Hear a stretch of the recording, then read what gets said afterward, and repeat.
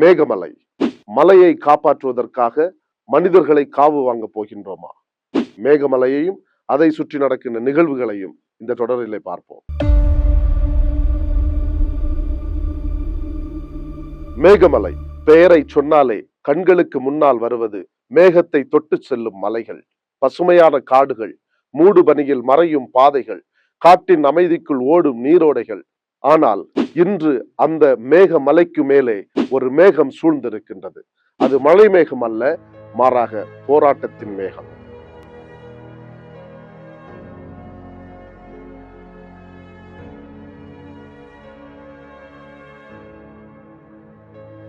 ஒரு பக்கம் காட்டை காப்பாற்ற வேண்டும் என்கின்றது சட்டம், மறுபக்கம் எங்கள் வீட்டை காப்பாற்ற வேண்டும் என்கின்றனர் அங்கே வாழும் மக்கள்.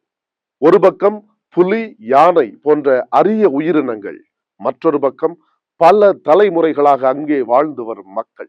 அப்படி என்றால் கேள்வி ஒன்றுதான், காட்டை காப்பாற்றுவதற்காக மனிதர்களை வெளியே போக சொல்லுகின்றோமா, அல்லது காட்டையும் காப்பாற்றி மனிதர்களுக்கு தேவையான இடத்தையும் கொடுக்க போகின்றோமா? வாருங்கள் விளக்கமாக பார்ப்போம். மேகமலை ஒரு சாதாரண மலைப்பகுதி அல்ல.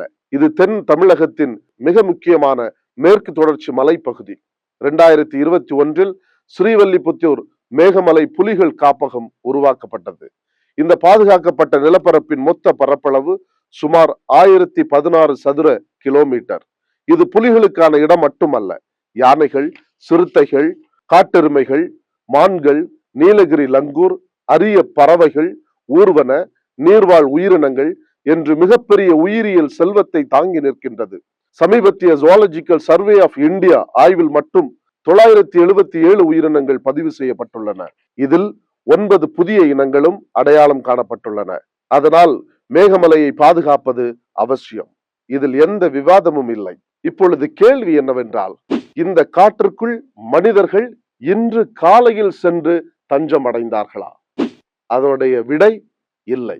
பல குடும்பங்கள் பல ஆண்டுகளாகவும் சிலர் தலைமுறைகளாகவும் இந்த மலைப்பகுதிகளோடு தங்கள் வாழ்க்கையை இணைத்துக் கொண்டுள்ளனர்.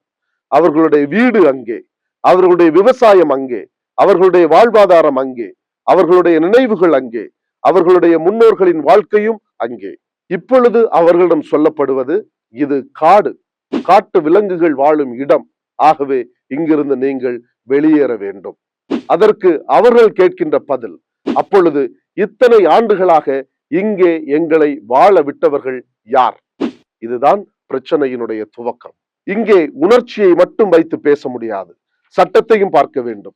2026 மே 30 அன்று உச்ச நீதிமன்றம் அகஸ்திய மலை நிலப்பரப்பில் உள்ள வன ஆக்கிரமிப்புகள் மற்றும் சட்ட விரோத கட்டமைப்புகள் தொடர்பாக நிர்ணயிக்கப்பட்ட நடவடிக்கைகளை மேற்கொள்ள தமிழ்நாடு அரசுக்கு உத்தரவிட்டது.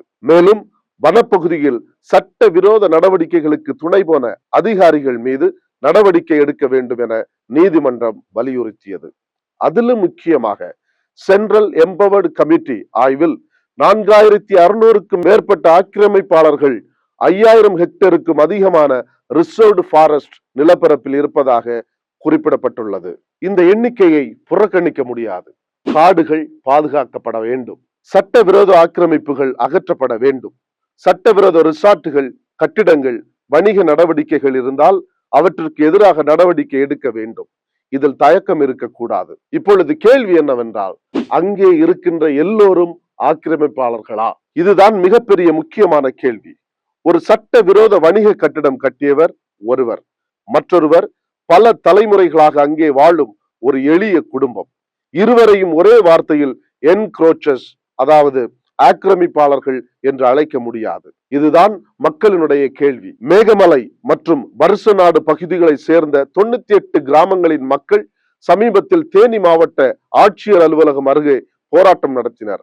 அவர்கள் கூறுவது, ஃபாரஸ்ட் ரைட்ஸ் ஆக்ட் 2006 வழங்கும் உரிமைகளை அரசு உச்ச நீதிமன்றத்தின் முன் வைக்க வேண்டும் என்பதாகும். அதாவது அவர்கள் கேட்பது, எங்களை காப்பாற்றுங்கள் என்பது மட்டுமல்ல, மாறாக எங்கள் சட்ட உரிமைகளையும் சேர்த்து காப்பாற்றிக் கொடுங்கள் என்று கேட்கின்றார்கள். இங்குதான் மக்கள் மிக முக்கியமான அரசியல் கேள்விகளை எழுப்புகின்றார்கள். இன்று இந்த மக்கள் ஆக்கிரமிப்பாளர்கள் என்றால் இவர்கள் இத்தனை ஆண்டுகள் அங்கே எப்படி வாழ்ந்தார்கள்? வீடுகள் எப்படி வந்தன? மின்சாரம் எப்படி வந்தது? சாலைகள் எப்படி வந்தது? அரசு சேவைகள் எப்படி சென்றன? தேர்தல் நேரத்தில் வாக்காளர்களாக அவர்கள் இருந்தார்களா? அரசின் அதிகாரிகள் அவர்களுடன் தொடர்பில் இருந்தார்களா? இத்தனை ஆண்டுகள் அரசு அமைதியாக இருந்திருந்தார்கள் என்றால் அந்த அமைதிக்கு இன்று விலை கொடுப்பவர்கள் மக்களா? இது காடு மற்றும் மனிதர்கள் என்ற சண்டையா? இல்லை. அப்படி சொல்லிவிட்டால் இந்த விவகாரத்தின் பாதி உண்மையை நாம் இழந்து விடுகின்றோம். காட்டை காப்பாற்ற வேண்டும், அதே நேரத்தில் காட்டில் வாழும் மனிதர்களையும் அவர்களின் உரிமைகளையும் பாதுகாக்க வேண்டும். ஒரு யானைக்கு காட்டில் நடக்கும் உரிமை இருக்கின்றது, ஒரு புலிக்கு அதன் வாழ்விட உரிமை இருக்கின்றது, ஒரு அரிய உயிரினத்திற்கு பாதுகாப்பான சூழல் தேவை. அதே போல பல தலைமுறைகளாக வாழ்ந்த ஒரு மனிதனுக்கு சட்டபூர்வமான வாழ்வுரிமை இருக்கின்றது. இதில் யாரை எதிர்த்து யாரை காப்பாற்றுவது என்பதில் தான் அரசாங்கத்தினுடைய சவால் அமைந்திருக்கின்றது. ஒரு பக்கம் சுற்றுச்சூழல், மற்றொரு பக்கம் மக்கள், நடுவில் அரசு, அதன் மேல் நீதிமன்றம், இதற்கிடையில் அரசியல் கட்சிகள் ஒவ்வொருவரும் தங்களுக்கான கேள்வியை எடுத்துக் கொள்கின்றார்கள். ஒருவர் காட்டை அழிக்கின்றார்கள் என்று சொல்லுகின்றார், மற்றொருவர் ஏழை மக்களை விரட்டுகின்றார்கள் என்று சொல்லுகின்றனர், இன்னும் ஒருவர் அரசின் நிர்வாக தவறுதான் காரணம் என்று சொல்லுகின்றார்கள், இன்னொருவர் நீதிமன்ற உத்தரவை அரசு செயல்படுத்த வேண்டும் என்று சொல்லுகின்றார்கள். ஆனால் மக்கள் கேட்கும் கேள்வி ஒன்றே ஒன்றுதான், நாங்கள் எங்கே செல்வது? மேகமலை நமக்கு சொல்வது, இது இன்று மேகமலை பிரச்சனை, நாளை வேறு ஒரு மலைப்பகுதி, மற்றொரு நாள் வேறு ஒரு வனப்பகுதி. ஆனால் இன்று ஒரு சரியான கொள்கை உருவாக்கப்படாவிட்டால் ஒவ்வொரு முறையும் இதே பிரச்சனை வரும். முதலில் மக்கள் குடியேறுவார்கள், அரசு பல ஆண்டுகள் கவனிக்காது, பின்னர் அந்த பகுதி பாதுகாக்கப்பட்ட பகுதியாகும். அதன் பிறகு நீதிமன்றம் நடவடிக்கை எடுக்க சொல்லும், அதன் பிறகு மக்கள் போராடுவார்கள், அதன் பிறகு அரசியல் கட்சிகள் களமிறங்கும், அதன் பிறகு ஊடக விவாதம், இறுதியில் அனைவரும் ஒருவரை ஒருவர் குற்றம் சாட்டுவார்கள். இதற்கு ஒரு நிரந்தர தீர்வு அவசியம். தீர்வு இருக்கின்றதா? இருக்கின்றது. முதலில் மக்களை வகைப்படுத்த வேண்டும். உண்மையான வன உரிமை கொண்டவர்கள் யார்? சட்ட விரோதமாக பின்னர் குடியேறியவர்கள் யார்? வணிக நோக்கத்திற்காக நிலத்தை பயன்படுத்தியவர்கள் யார்? சட்ட விரோத ரிசார்ட்டுகள் யார் வைத்திருக்கின்றார்கள்? அனைவரையும் ஒரே பட்டியலில் போடக்கூடாது. இரண்டாவது, தகுதியானவர்களின் ஃபாரஸ்ட் ரைட்ஸ் ஆக்ட் உரிமை கோரிக்கைகள் வெளிப்படையாக பரிசீலிக்கப்பட வேண்டும். மூன்றாவது, சட்ட விரோத வணிக ஆக்கிரமிப்புகளுக்கு எதிரான கடுமையான நடவடிக்கை கொண்டு வர வேண்டும். நான்காவது, வெளியேற்றம் தவிர்க்க முடியாத குடும்பங்களுக்கு மனித நேயமான மறுவாழ்வு அமைத்து கொடுக்க வேண்டும். ஐந்தாவது, முழு நடவடிக்கையையும் வெளிப்படையாக இருக்க வேண்டும். அவர்கள் ஏன் வெளியேற்றப்படுகின்றார்கள்? அவர்களுக்கு மாற்று இடம் என்ன? மாற்றி அமைக்கப்பட்ட பின்பு அவர்களுடைய வாழ்வாதாரம் என்ன? போன்றவற்றை வெளிப்படை தன்மையுடன் கையாள வேண்டும்.